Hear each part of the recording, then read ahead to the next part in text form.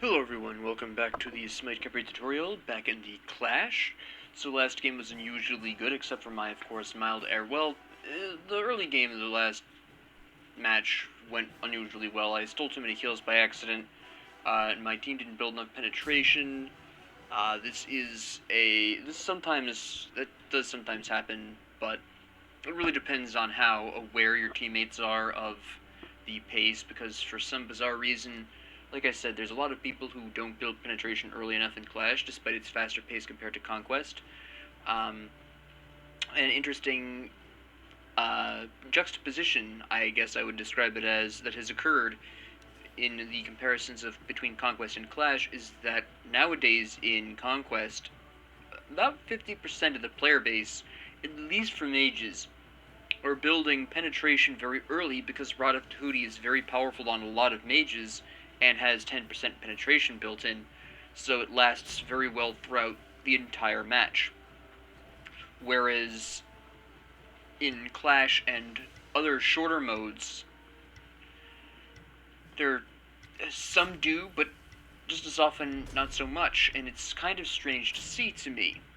Now, in this particular instance, we do have a balanced team here, which is good to see, compared to the enemy team, which is almost pure damage. Now, you're going to see crazier team comps in Clash most of the time. Arena is also fairly wild in terms of team composition, but Clash is really where it gets quite exciting.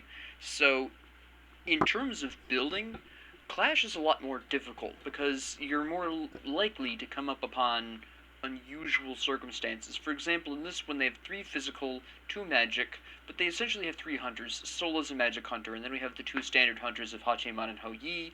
Habwa is a burst damage mage, and then we have Bastet the burst damage assassin. So, right off the top, I already know that I'll be wanting to at least counter build a certain amount of I'm having a brain cramp. Anti-auto attack. So, where am I going to be taking this specifically? Well, we're going to start off with some Sovereignty, because that's most likely our best bet here. We're going to, of course, go into Magic Shell. We could go into Potions for Sustain, but I'm not really seeing it a huge amount. Now, what will probably be very interesting, and what I might want to go for, even though this is a shorter game mode, is possibly Stone of Gaia for some nice burst healing due to Habwa, Soul's ult. Hou Yi can also cause you to pop up if you're marked and he jumps on you. So you've got a couple of different ways in which you can have that happen. Okay, we did get the damage camp, that's pretty good. Now, the damage camp is often understated in its importance in Clash, because it can actually decide a lot of the early fights, because whoever has the damage boost obviously is going to be hitting harder in early game. That is pretty important. I could have grabbed her there, but I didn't think we were going to be able to do anything with it. Nice shot. We can kill him, I think. Artemis is in a pretty good position. Okay, we just weren't all ready for that. I think I did that too suddenly. The team wasn't prepared. If I'd been in verbal comms, that would have been fine. If I was partied up with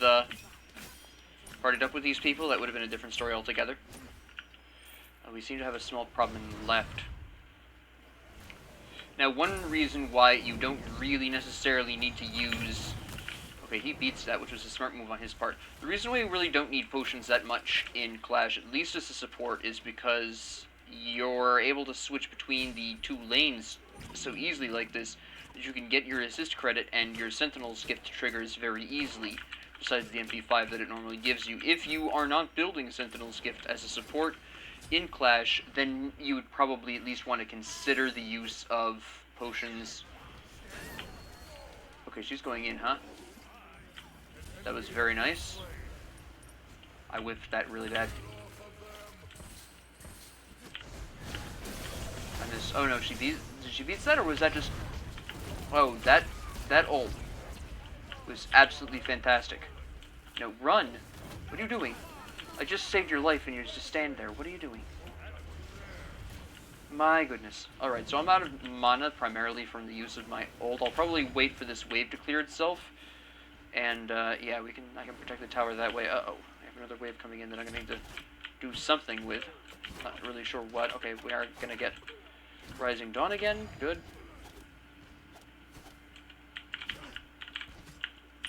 Alright, good. Now I'm gonna go back, because they all just went back for the most part, so this gives me an opportunity. Good. Alright. You know, they haven't been particularly sneaky, but we are going to go ahead and place our ward in the middle here, which is why I'm going to pat it this way specifically. And just to make sure that they don't try and pull any funny business. They are somewhat aggressive as an enemy team. They kind of have to be, because they have absolutely no actual tank or anything like that. I doubt anyone's building tank. No, there really isn't. Okay, they're going 100% damage, which is fairly interesting.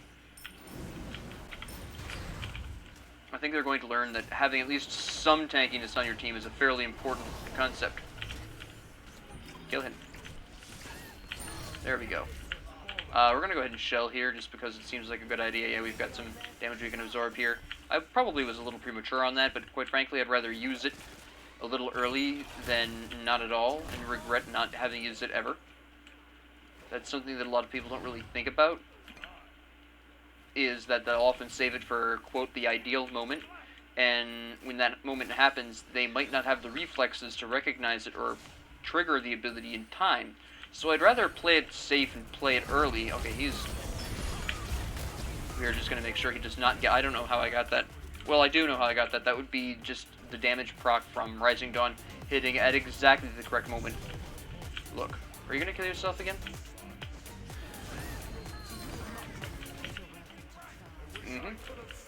She should have just left. She should have straight left.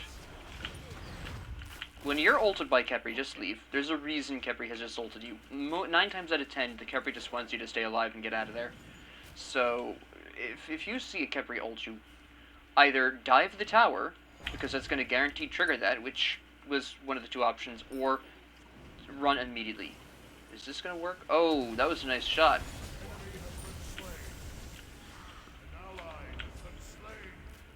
I'm going to try to save Artemis here, but it's not going to go particularly well unless she's dead.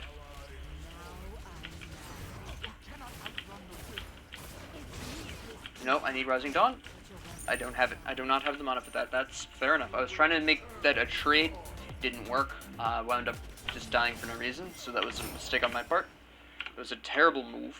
Absolutely atrocious. Alright, so now that I have my shoes, I need to work on... I'm going to honestly go for Pestilence next, because they're going to have probably a decent amount of healing. No, they are not going to have a decent amount of healing. They're not working on healing at all. I don't see any crits either, so I'll wait on that. I do want to build Witchblade right off the top, though, because I already know for a fact I'm going to want that. That's going to be a pretty significant advantage to me. And then I'll see what they're building at that point in time, because if they don't build enough lifesteal, then anti-heal isn't really going to be that important, because the only one who has a self-heal sans lifesteal is Soul. So that's not really going to be that important if she's the only one self-healing.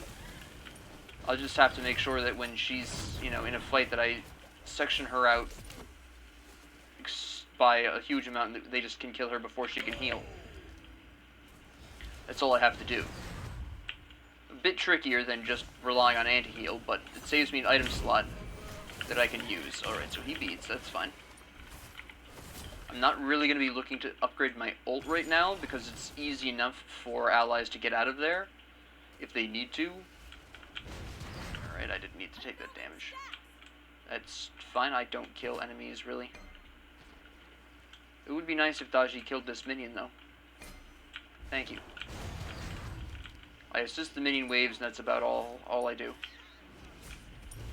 Oh, I was too late.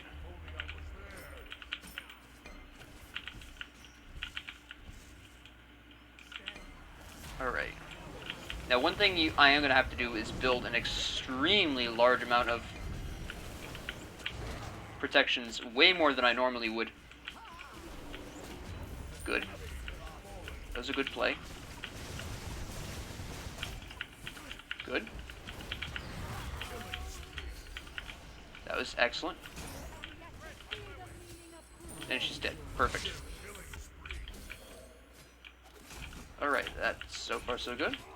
I think we can probably pick up something off the Hachiman here, or possibly the Bastet.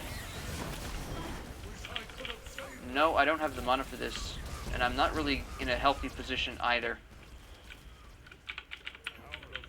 to alert my team. Oh wait. No, we can turn this around. We can turn this around.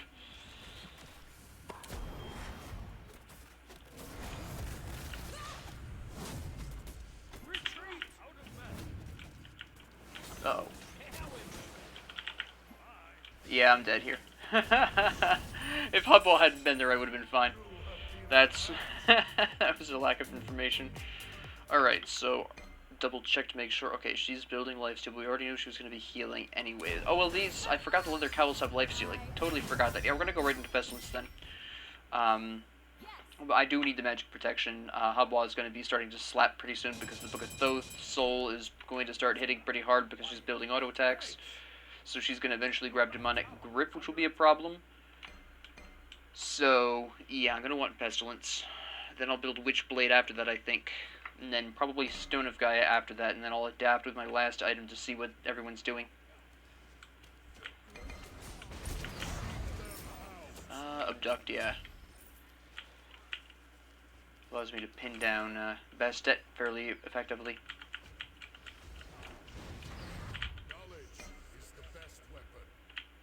Alright, so Hachiman is there. Bastet is there. I walked right into that cat. If I had not moved left, I would have dodged it, but it didn't even punch through my health shield, so I'm not really that concerned about it. There's no point doing anything over here. I'm waiting. Oh, wait, we've got a move being made over here.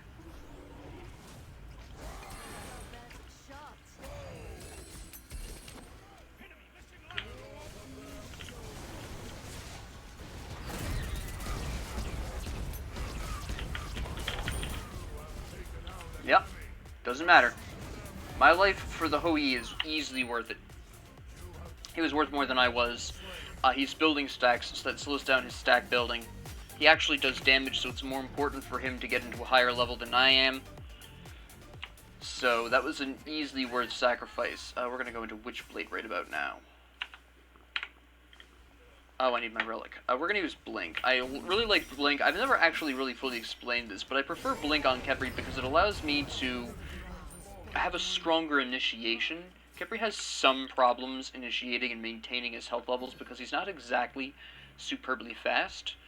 You are trying to get that abduct going on, of course, so you want as much health as possible. So Blink allows me to blink and abduct before really the enemy can react. So that is very helpful in a lot of cases.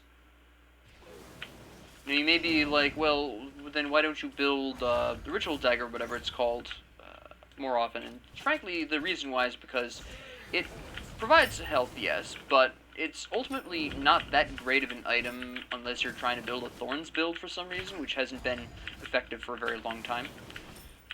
So that's primarily why... Oh, I didn't even know there was a fight going on in here. I have not been paying enough attention to the minimap. I think he's just dead. I'm going to just spectate, make sure he dies. Yep, okay. Now we're starting to build up the ult because, quite honestly, at this particular point, the number of enemies that I can root in place and actually have that matter is just Hobwa, so the root itself isn't going to be a huge deal. That was a good play. Took advantage of that trap that I'm pretty sure Bastet was just trying to get rid of. I blinked primarily to make sure that Soul died. I'm very concerned about Soul getting too big, so I am trying very hard to make sure that Soul does not get big. I just want to make sure Dodgy didn't take unnecessary damage there. Hubwa slaps. Let's see if we can push down a little bit more of this wave. We've got Odin in the left lane, doing whatever. Okay, good. Excellent. I don't know what's going on here, but we're just gonna... Okay, we both wasted an ability there. I missed, and he didn't need the dash there. I'm gonna go back and finish my Witchblade. Oh, wait, no, they can use me here. Yeah, go ahead, kill him. He left the fountain when he really should not have. Oh, yeah? Look, you may die, Odin, but you're not going down quiet. Oh. Hit her. Nice. Can I save Daji here? No. Can we do something with this? I don't have the mana, really, but...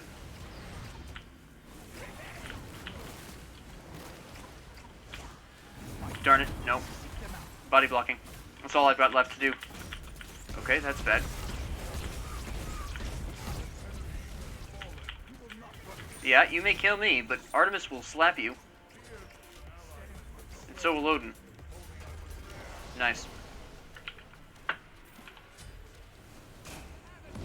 Alright, good. He picked up Hachiman. It looks like he potentially could pick up Hou-Yi or...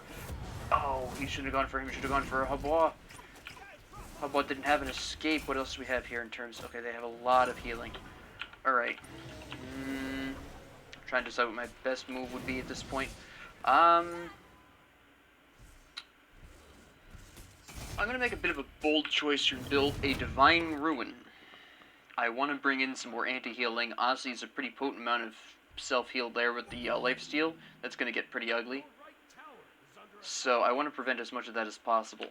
And it doesn't look like Persephone's building that. I don't know if she ever will or if she ever intends to. No, you're not going to do anything, so get out of here. Ah, she needs to wait one more second. One more second is all I would have needed. So close. So close. Could have saved her. Hi. You are a bold son. She's not going to die to you.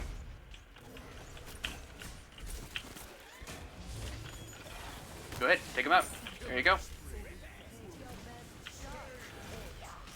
Okay, he got out, so that's good.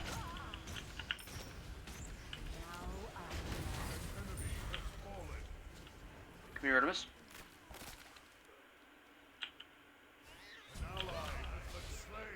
Yeah? Check this out. Oh, shoot. I activated it at the wrong time. Alright, I'm going to distract you then for 12 years. Yeah? Let's go. Come on.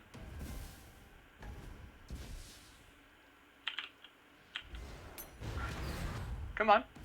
What do you got? You get nothing for me. You get nothing. I led 3 of them on a wild goose chase for absolutely nothing. They got nothing for that. In case you don't know, if a Phoenix, Titan, or Tower kills you, and it doesn't give an enemy player's name, the enemy team gets absolutely nothing for your death. So the fact that they failed to chase me down, with 3 of them, allowed our team... You'll notice that, I believe a wave was pushed down and right, if I'm not mistaken. Odin was able to launch some attacks and do some damage to somebody else. He didn't get any kills, someone got any kills, so it wasn't a huge deal. But the fact that I was able to pull 3 of them out of a potential fight is pretty significant. I'm going to actually wait a couple of seconds for Divine Ruin because I'm really close and I think it's very important that I get that. Alright, so I don't know what's happening in right lane. I may go down right lane, blast a Rising Dawn down lane to see if I can push a minion wave up a little bit and then join them in the left. Right lane isn't doing anything, but we can probably finish that off. And then I'm going to be too late. Alright. But we have Daji here, so I can probably do something worthwhile at this point. Come on. Don't be afraid. Daji, what are you doing? Why am I now slapping down Hou-Yi? Why am I killing Hou-Yi by myself? What is this? What are you doing? Are you gonna actually... No, you're not gonna fight me. You're gonna run away. That's fine. Why is Daji running away from me?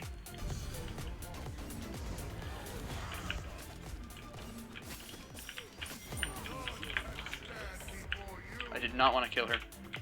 The Hou-Yi I fully intended to kill if he let me, and he did. He did absolutely let me kill him. I think he was relying on his Aussie, but I have 2 forms of anti-heal here, so I think that did not go as he planned. I'm level 19, so pretty soon I'm going to be building my Sentinel's Gift here, or whatever it's called. I believe it's Sentinel's Gift. I think that's the next big move. Keep going.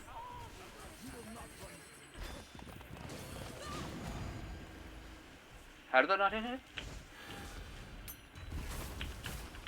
Yeah, I have Divine Ruin. Odin picked it up. I do not care. That's fine. Sentinel's Gift. Sentinel's Embrace, pardon me.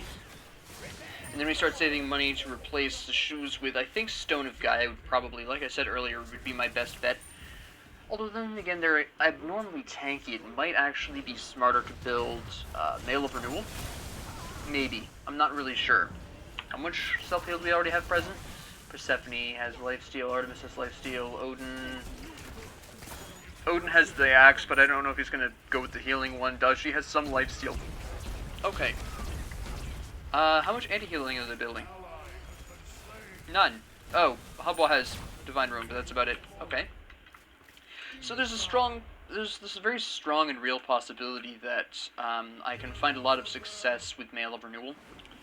So I'll probably build that over Stone of Gaia, because that would also, considering how absolutely massively damaging their team is, they're a pure DPS team, I think probably that would be better in the long run. Hey, how you doing? He is so paranoid.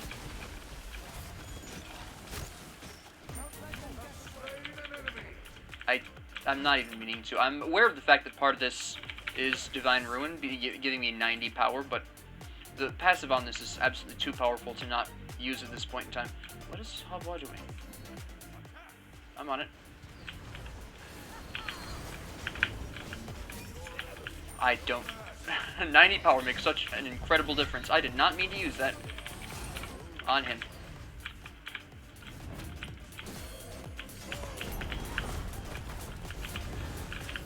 This is absolutely nuts. This Daji is insane.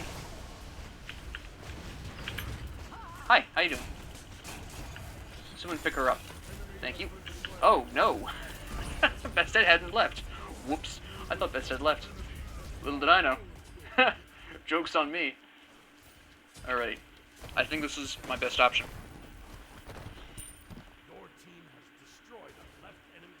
Alright. So I think that this will overall work out very well. Now, part of this, my massive success, is the fact that they have rather interesting damage. Soul has 10% penetration. Hoyi has Executioner. Bestet has 25 flat. Habwa has, I think that, what, totals 30%? Yeah, 30% magic pen. Well, 20 to 30 with flat 10. But I have such high protections at this point that it's not exactly a big deal. I mean, consider that Execution is bringing it down by 21%, okay, physical. I have 260 physical protections. So 20% of that is, quite frankly, 260 would be... Why am I having a brain cramp? Would be 52. Just grab her back there. Okay, Daji's gonna die when she lands, so we're gonna have to do something about this. Yeah? What do you got, punk? Okay, that was a good jump on her part.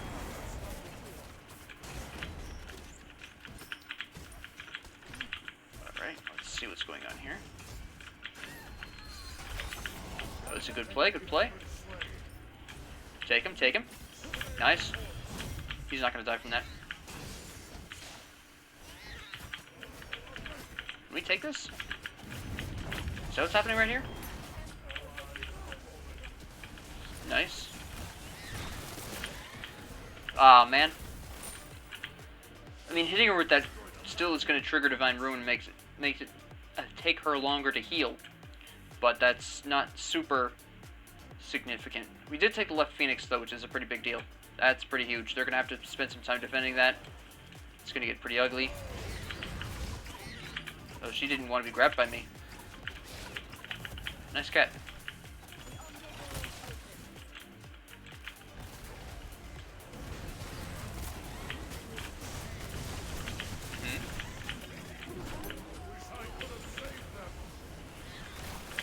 Got her.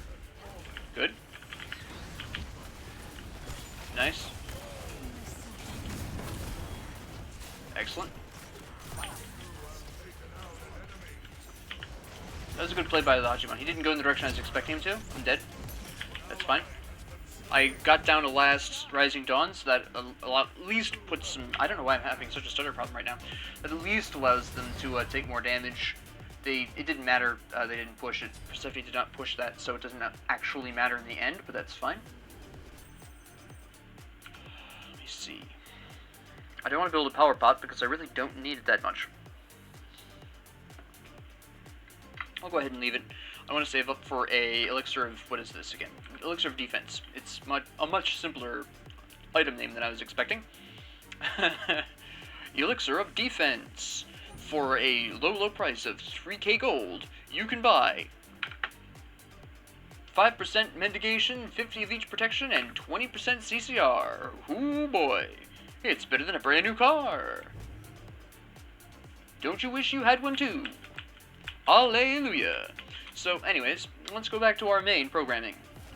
Interesting choice on the Deathbringer, but okay. Considering how much lifesteal they're running around with, I'm very glad I picked up the Divine Ruin. We should probably not be standing here. Odin, please. I don't think Odin was expecting to take that much damage from that. Did they take that? My disappointment is immeasurable. My day is ruined. They absolutely took that.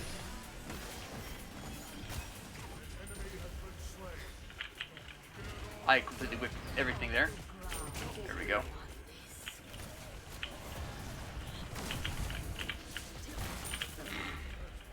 Just take the Titan. Honestly, dance. Yeah? There we go. Uh-huh. Tell me about this, Hubba. I respawn dancing. That's pretty nice. Alright, let's look at exactly what happened in that game. That was a really good game. I played that pretty well. I killed too many people. That's definitely a major mistake that I made. I missed an ult that I probably should have hit.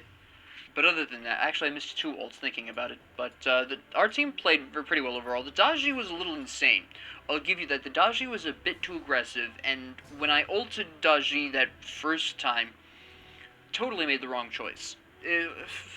Faffled about too much in left lane. Died for it. It happens sometimes, you know, it's fine. For me personally, the Divine Ruin was definitely a hugely important pickup, and I don't think enough supports really buy Divine Ruin. You could see throughout the match how much of a difference this made in Hachimon and Hou-Yi specifically. Not so much the rest of them, because they weren't really doing a lot of self-healing. Habwa had very little lifesteal. He only had the 12% from Spear of the Magus, and based on that and the fact that he built no other lifesteal and was building almost pure power, I think the point of Spear of the Magus here was the passive, and the 12% lifesteal was incidental. I don't think Habwa purchased Spear of the Magus for that lifesteal, so that wasn't really Habwa's point of building Spear of the Magus. It was just a bonus. Bested had absolutely no lifesteal at all, and I specifically built it specifically for the Hou-Yi and the Hachimon. It worked out really well for them. They were running around with at least 35% lifesteal, or roughly recovering a third of their damage output, plus an additional 30% or 2/3 of their damage output when they were below a third of their life. So it really did pull through there. It was somewhat useful against Sol, who built Bancrofts and Poly and Ring of Hecate. I don't know. Well, okay, I'm going to anticipate that Typhon's Fang was probably next on Sol's list to replace Suez the Magi with Elixir of Speed, and Typhon's Fang would have been the move here, and I'm pretty sure that's what the Sol was looking for. But at the end there, it definitely was pulling through for Sol. Now, you might be wondering, well, why didn't Sol focus on her self-heal? Because she has one. When Sol plops down that Ring of Fire, she heals in that. Besides, you know, bringing her passive burn meter back up, it also gives her life regeneration as she stands in it. But that life regeneration is based on her maximum HP. Now, nowadays, with this season, there are ways of building Sol, focusing on HP and auto attacks and doing really well with that. But it's a bit tricky to pull off, and it requires some very specific itemization, and it's not very popular as a result of that, but I think it's criminally underplayed with Sol, and doesn't require all this faffling about with lifesteal. But that's a subject for another video. But Divine Ruin was a great pickup here. I absolutely was able to make more of a difference just throwing down just the Rising Dawn in my root out there, damaging people to do that anti-heal, and when I grabbed somebody, they were healing less. It just works out fantastically on Khepri. I don't often build this. You'll notice that I didn't build this pretty much at all throughout the Conquest. I did not build this in any of the Conquest episodes you saw, at least not at this point, and that's mostly because in Conquest, team fights only really started to majorly happen in the late game, and by that point, in Conquest, you as a support are probably a couple of levels behind everyone else. It's just the nature of the support role in Conquest. Perfectly normal. But in order to keep up in your role, you have to build more protections. In Clash, Arena, and Joust even, the support has an easier time maintaining pace with other classes or other roles, because it's much easier to acquire assist credit from minion waves. As long as you're bouncing back and forth, and you'll notice I switched between the two lanes really often as Khepri. It's very important as a support that you bounce between the two, trying to absorb as much assist experience and gold as you can in Clash. So this is why in Clash it's easier to build Divine Ruin. You don't have to build as much protections to keep on the same playing field as everyone else defensively. You can maintain your defense. You can maintain appropriate amounts of defense. Let me put it this way. Because you're actually at roughly the same level as everyone else in Clash, in Arena, in Joust. So this is why, generally speaking, I'll bust out Divine Ruin more frequently in Clash, Joust, and Arena than I do in Conquest. Now, every once in a blue moon, I will build Divine Ruin in Conquest, but I would have to be pretty decently far ahead for that to work really effectively, because this obviously is not going to do much for your survivability, and that's pretty important in Conquest. And also, another thing that you can give up on is sustainability. You don't really need to sustain as much in these shorter game modes, such as Clash, so ultimately you don't really need as much here. I mean, the Sovereignty I didn't build for its HP 5. In Conquest, the HP 5 is a big deal. That's pretty cool. That's pretty huge. In this mode, though, the physical protection aura is much more important. Even that 15 can make quite a difference.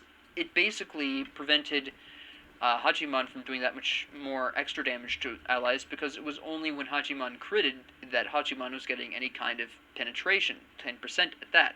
And as I believe I have discussed in earlier videos, percentage penetration is absolute garbage on anyone with an already, by default, low physical protection. To show you an example of what I'm actually specifically talking about here, the difference that Sovereignty made here is, let's look at Daji. Let's not look at Daji. Let's actually look at Artemis. Artemis has a nice default physical protection of 72.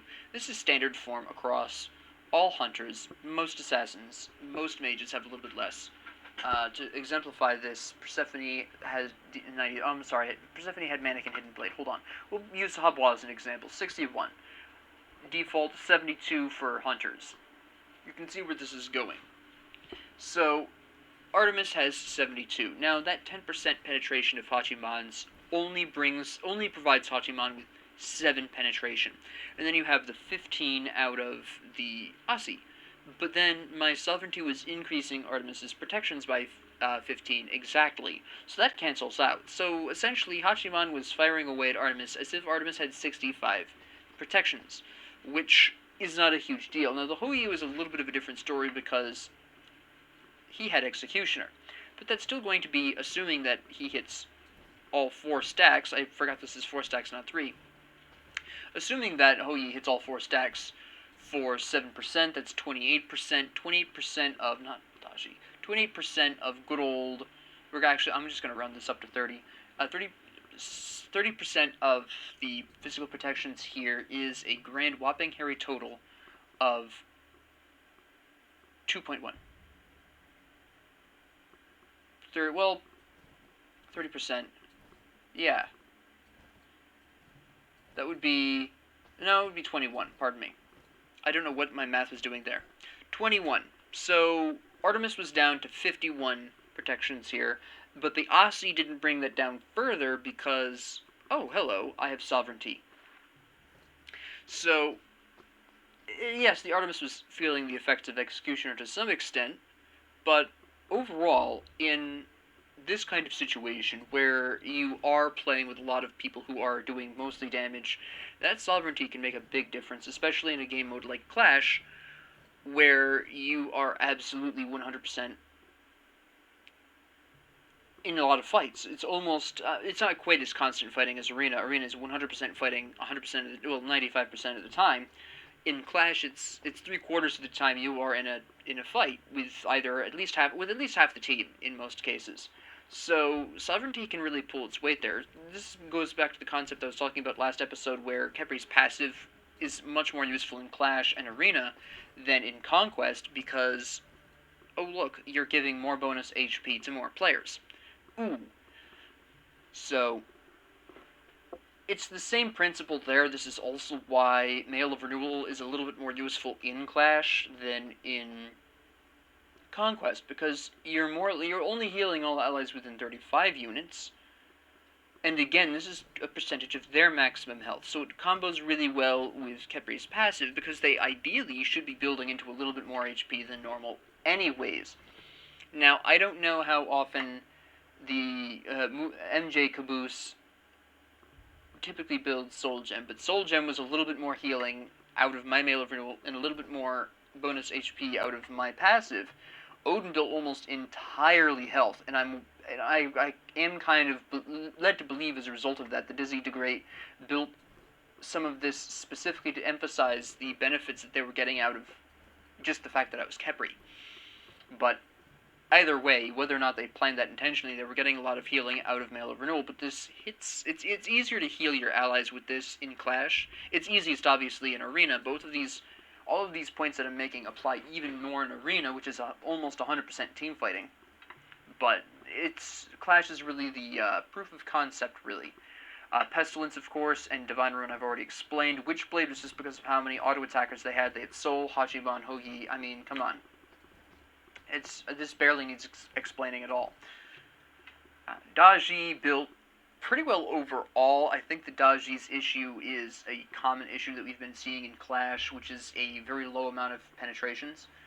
There's just not a whole lot going on here. Now, even though I pointed out, you may have noticed, yes, I just pointed out that Executioner only brings about 28% or almost a third of the enemy's protections down, and against high damage comps like this, you don't need percentage penetration, you don't need protection reduction, you don't need any of that. And this is absolutely 100% true.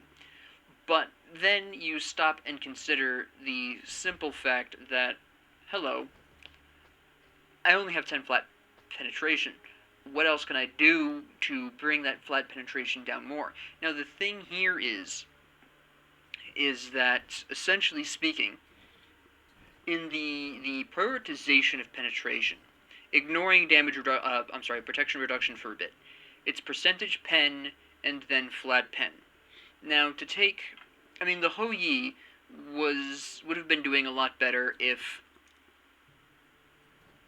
I didn't have Sovereignty, if Odin didn't additionally have Gauntlet of Thebes. That's an extra 10 physical protections. So the Executioners bring that down to 28%. So I'm going to just talk specific. I'm going to compare Artemis to Dashi here, very specifically. So we have 28%, and I'm going to do the full actual calculations because I apparently can't hit math at the time that I'm recording this, which is pretty late at night. So we have 72, we have the 2/8, so Executioners reducing Artemis's protections by 20. Alright, then we have, now we're down to 52. Alright, 52 times the 10% that, we're going to go ahead and provide Ho Yi with the Wind Demon credit, just because. We have 5.2 there, so now Artemis is down specifically to 42. Alright, and then on top of that we have the 15. Now we're going to ignore our auras for a second, but we are now down to 30. We are down to 30 physical protections. Okay, so that's about Artemis's protections cut roughly in half. Bring that back up to 25 because of Sovereignty and the Gauntlet of Thebes from the Odin, and now we are sitting pretty at a 55-ish. I've lost track of my numbers immensely slightly, but about between 50 and 55 protections here, which isn't bad, but you may be wondering, well, okay, you've just proven that percentage penetration is a little bit silly. That's not the point that I'm trying to make here. I'm going to take Bastet as a comparison here. Bastet has 10% physical penetration here, 10 flat here, 25 flat here. Okay? So the 10% hits first. So right away, Artemis is down to 65. And then we take the 15 and the 10, which is 25 total. Okay, so that's down to 40 physical protections. So a little bit less than half of Artemis's protections have been reduced. Now, normally this is fine. Notice that Bastet has two forms of flat penetration and one form of percentage. Under normal circumstances, that's alright, but Odin has Gauntlet of Thebes, I have Sovereignty. I also have Sentinel's Embrace, which is a whole different story, but at this point, then, Artemis is going from 40 physical protection to, once again, bopping up 25 to 65.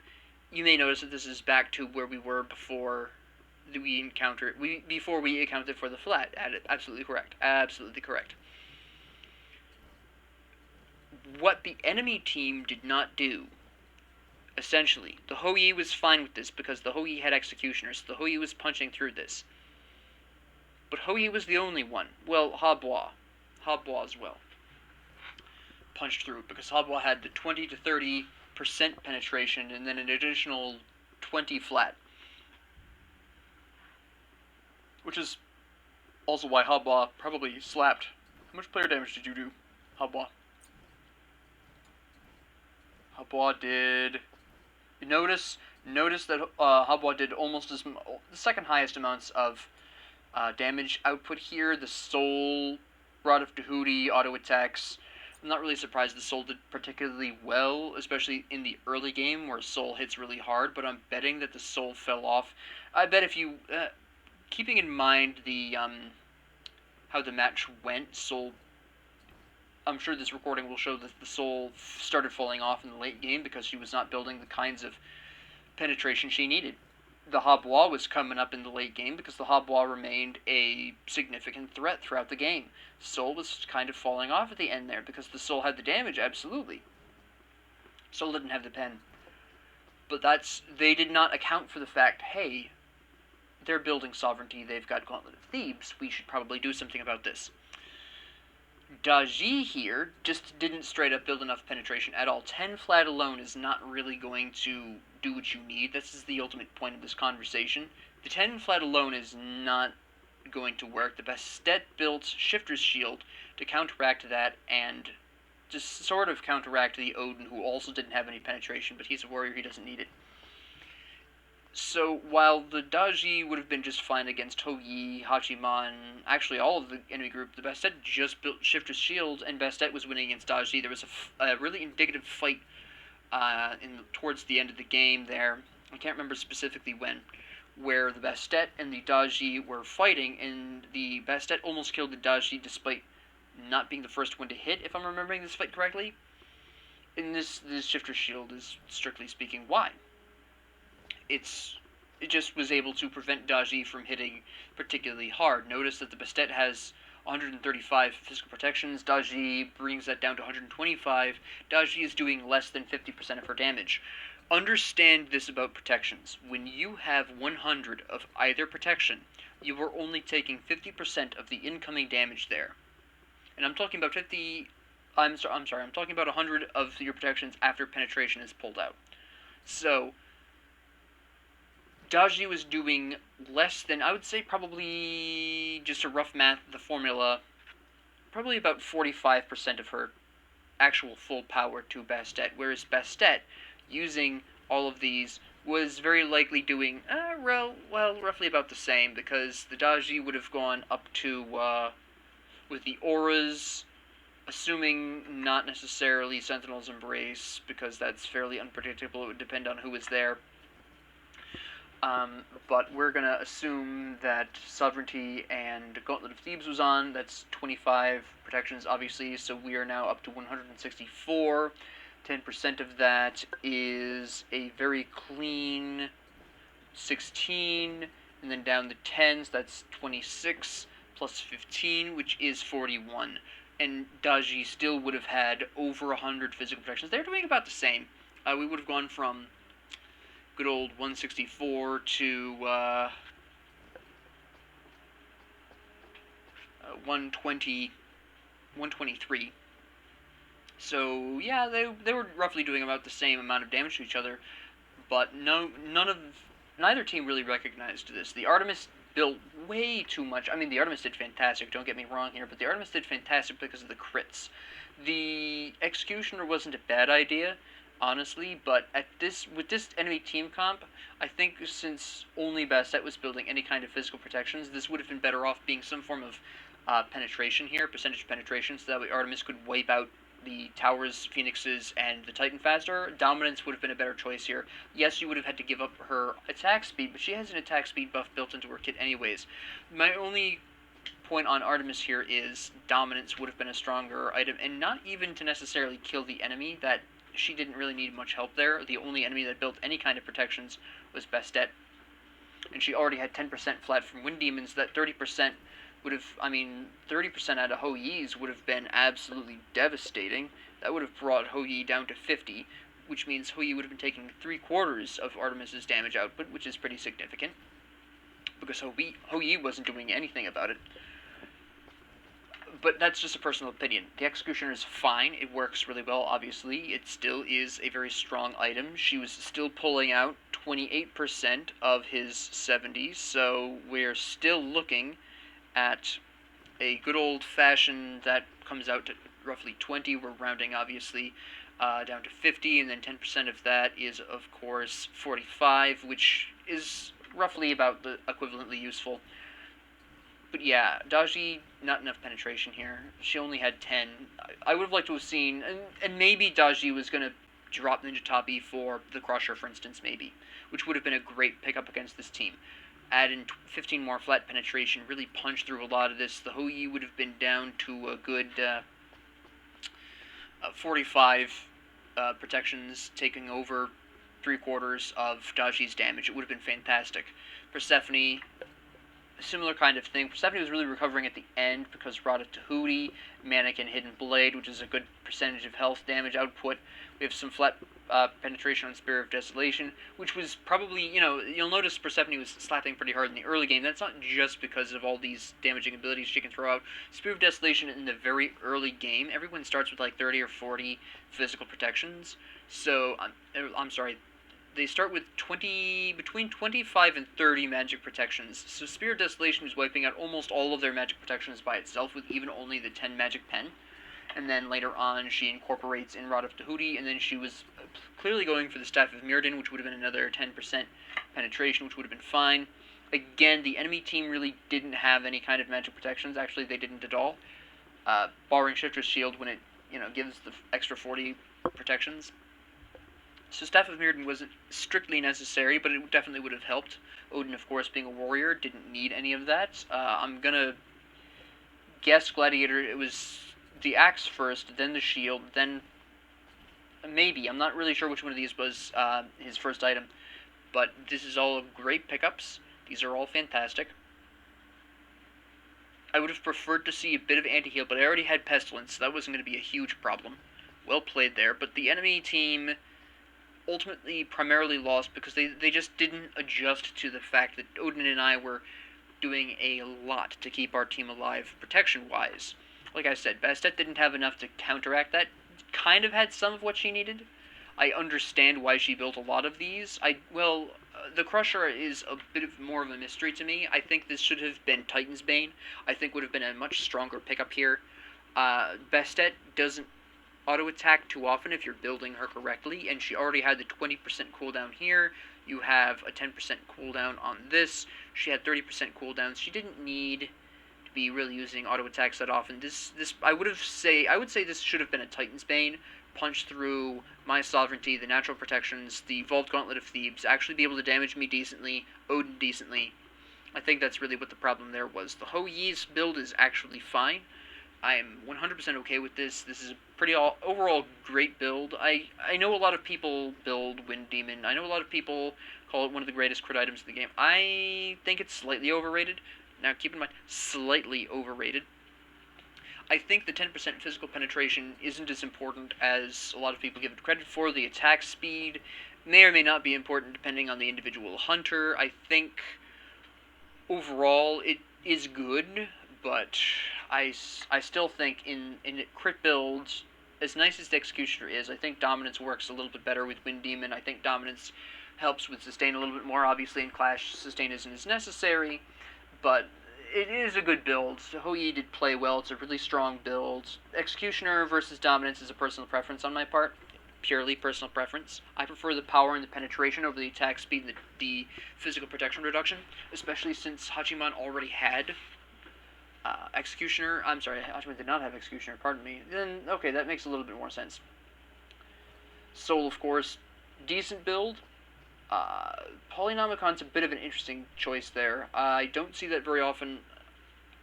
I haven't seen that very often on Souls. I don't know if I'm playing against the wrong Souls or anything. It's not that the Polynomicon itself is bad on Soul, but and again, she didn't get to sell her boots. The game ended before that. If this was probably going to be a demonic grip in that case, in which case she would have been fine. No, Typhon's Fang, that's right. It probably would have been Typhon's Fang. She had enough lifesteal here to make Typhon's Fang really work out well, which would have been okay. So that's fine. Hachiman never got to sell their shoes. I would have loved to have seen what this would have been. They already had their crits. I would have loved to have seen if this was more crit, if this was going to be Executioner. I don't know. It would have been really interesting to see. My personal guess is that probably would have become Executioner, most likely. Habois build. See, Habois built their penetration very late, and then they slapped in a lot of penetration, and then they started to do really well. And we can tell that because, obviously, Book of Thoth first. You gotta get those stacks up there. Choose the Magi. Kronos' Pendant. Kronos' Pendant is, personally, a bit more expensive than I want to see at this particular junction, but I can understand why a lot of people build it this early. It's not a huge problem. It's just, it takes a little bit longer than maybe I would like. Divine Ruin, good, decent pickup choice. I would have preferred to see this a little bit later. At this point in the game, we're 4 items in. I've got Pestilence at this point. Keep in mind that I had sold my shoes for Mail of Renewal, so Mail of Renewal was not my actual third item, but keep in mind I either had Pestilence or was working on it, so I had some pretty decent magic protections. Odin was working on Gauntlet of Thebes, and the only consistent form of self-heal we had at this point was Artemis's lifesteal from the Devourer's Gauntlet, and Persephone might have had Soul Gem. That was all the healing we had. It was not yet at a point where Divine Ruin was justified when Habois built this. This was built too early based on what the situation was at the time. At this time, I was working on my magic protections, Odin was working on Nyx's protections, and only 2 people on the team, possibly. Artemis definitely had Devourer's Gauntlet. Persephone may or may not have had Soul Gem. Probably was visibly working on it, I'll give you that, but didn't necessarily have it fully built. So this was too early to build this. This is also why I waited so long to build Divine Ruin, because Soul had Bancroft's Talon, obviously, by the point I built Pestilence at. Okay, obviously, these 2 had lifesteal here, and I could count, I already knew that they were working towards potentially Aussie or Executioner, one or the other, but if I needed to, I could have resold Pestilence later on, but it just looked like, hey, you know. But they already had some lifesteal anyways in the Hunter's Cowl, so it was not something that I was necessarily willing to take a risk on here. And, of course, by the time I built Divine Ruin, they had finished their Aussies, and it was clearly, we were clearly in need of Divine Ruin. But for Habois, this was too early. If Habois had built it where Obsidian Shard was, if these 2 items had been swapped, I would have been like, yep, that makes sense. But Divine Ruin, when this was built, there was not enough indication that we were building enough sustain to merit the purchase of this. At this point, when Obsidian Shard was built, that's where Habois would have been able to sit down and say, okay, they're definitely building enough sustain where I need Divine Ruin. Obsidian Shard should have been where Divine Ruin is, because I was working on my magic protections, Odin was working on a mixed. The Spirit of the Magus is fine where it is. That's a perfectly acceptable spot. Like I said, I am kind of curious as to what the size item would have been, but I don't know. so that is what I'll say about that match. Thank you all very much for joining me. If you liked this, please like and subscribe. If you have any comments, questions, concerns, ideas, what have you, please leave them down in the comment section below. I do read them. Thank you all very much for joining me, and have a great 24 hours.